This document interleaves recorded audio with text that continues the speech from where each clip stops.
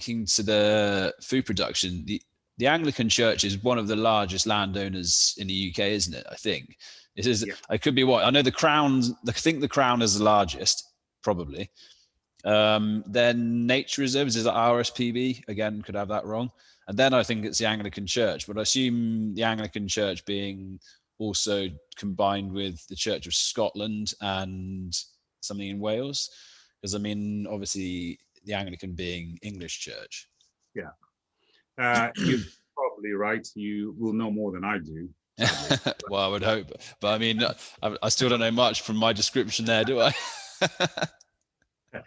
Or it's better than I do. But yeah, the Anglican Church owns swathes of land because this is another consequence of history from the time of the Reformation, where Henry VIII acquired land, and as the head of the Church of England suddenly was in ownership of loads of land.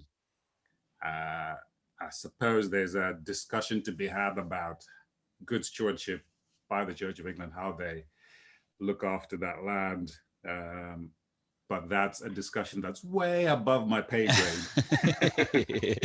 Yeah. But I was actually, when you said earlier that one of the positions that the rural churches hold, the difference is that one of them, did you say one of them owns the land and the other one doesn't early on? Because I thought that might have connected there. So does that mean that in a local area, who was it, did you say, that owned the land? So if you are a rector, I can't remember the exact technicalities, but it gives you some right to the parish that you're in the sense that I think even the bishop can't kick you out. Right.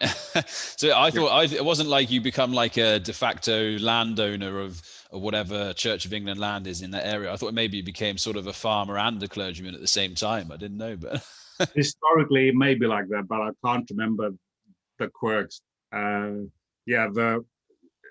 book on canon law in the Church of England is very thick, and I haven't quite got to grips with it.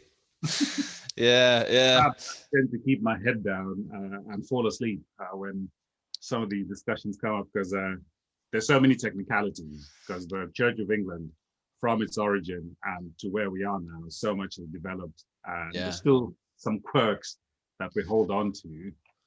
Well, I was thinking it was probably quite a long book, given that the history of it would go back centuries.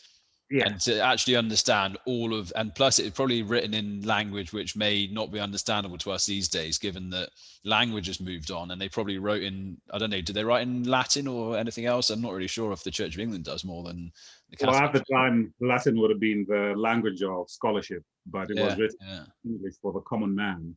But it was... and still is confusing us. Just pre-Shakespeare English. And in fact, it's like in Germany with Luther and his German Bible. Cranmer here, when he did the Book of Common Prayer, that shaped the English language, not as much as Shakespeare did a century later, but yeah. My mum actually has loads of these old Shakespeare quotes on the fridge, and like fridge magnets. And I think you can reorganize them. I mean, actually, some of them, I didn't realize how much he did influence it, but some of them are a bit rude, so we won't be mentioning one here, because obviously this is supposed to be for kids as well, this one, otherwise YouTube bans it. But some interesting phrases which apparently Shakespeare brought into the English language, but I didn't know that. That was an interesting side note. But do you know, so obviously you said it's maybe above your position to speak what the church are actually doing, but given that they do have that position, on what scale do you think they should be taking a lead in things like climate change? Again, also last week we had a guy, Tim Thorpe from the Vegan Society. He was talking through what they believe the situation is and how they believe it should be dealt with, which basically, I mean, obviously you can go back and listen to Tim, who explained it far better than I can, but basically involved a lot less animals, as you can expect from the Vegan Society, but a reduction of a significant amount, and planting more woody crops and so on like this. Do you know if there is any sort of, is there a plan, or was there a meeting with what to do with the Church of England land, or is it current? Do you know what it's currently, or anything like this? If it's currently farmland, or if it's currently parks which people can go and walk around, or is it anything else? I don't know what the official policy by the Church of England is. I know that they have made statements before, at least from the Archbishop and the previous Archbishop.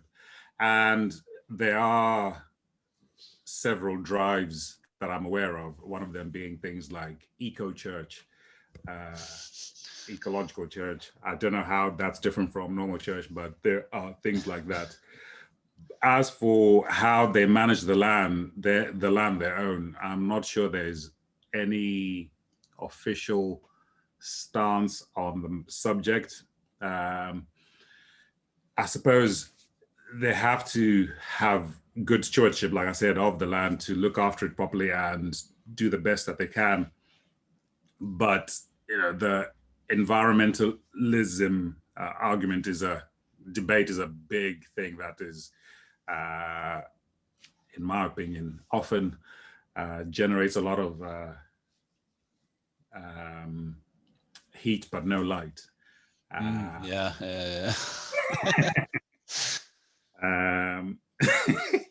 However, having said that, I would like to help out the vegans by getting rid of some animals. They should send all the cows to me and I'll eat them for them. I don't know. I mean, for me, sometimes I do like meat, but not all the time. I don't know. I do get a bit sick of it. I don't know what it is. I mean, I try and cut down. I do try only have, a couple of days a week or something, but it's, I don't know why. I mean, it's just nice to have like a vegetable meal every now and then. I feel maybe I'm just getting used to it. That's why I did try early on, but still, who knows? Yeah, what was the thing I was going to mention there was I've lost my mind just a second ago after now thinking of burgers and steaks on the side of things. Yeah, burgers and steak, yum yum. I'm struggling because I've started a diet. I'm trying to lose weight, you see. Yeah. Yeah, I've started what's it called? 4-3 diet. What's this one? You reduce your calorie intake for 3 days of the week and eat normally for 4. So it's Monday, Wednesday, Friday, you are fasting. So I skip breakfast, lunch, and have a light supper. Sure. But fasting is also a religious thing as well. But you're not like this. You're not doing it for a religious reason. It's just for. I wish I could be virtuous and say I'm doing it spirituality, but it's vanity. Yeah, sure.